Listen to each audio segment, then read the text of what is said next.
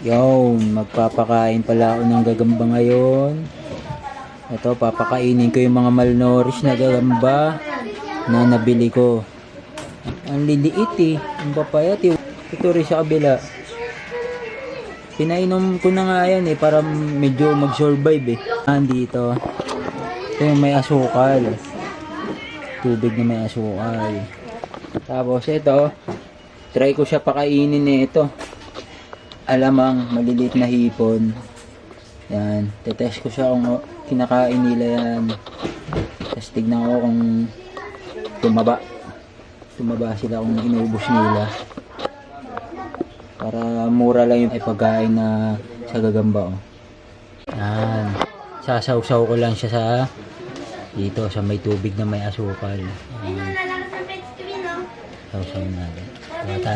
Kuha tayo para mababad na.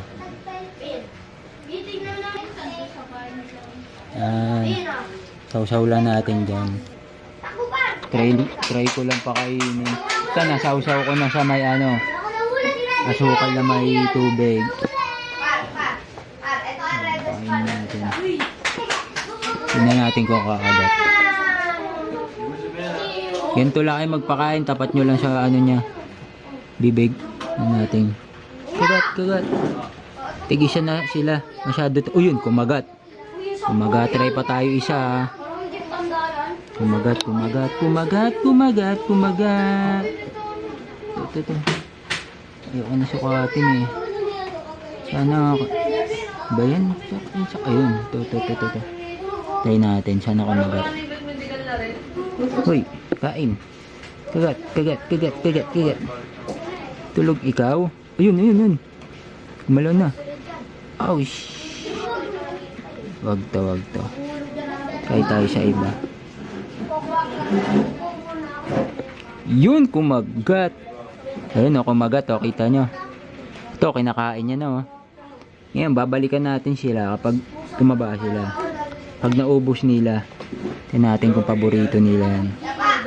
See? Ayan, na-check ko kung may kumain. Meron. Halos lahat. Kumain naman. Pero meron hindi rin kumain. Hindi rin sila ganun tumaba. Sakto lang. Okay na rin siguro pag walang ang insekto makuha.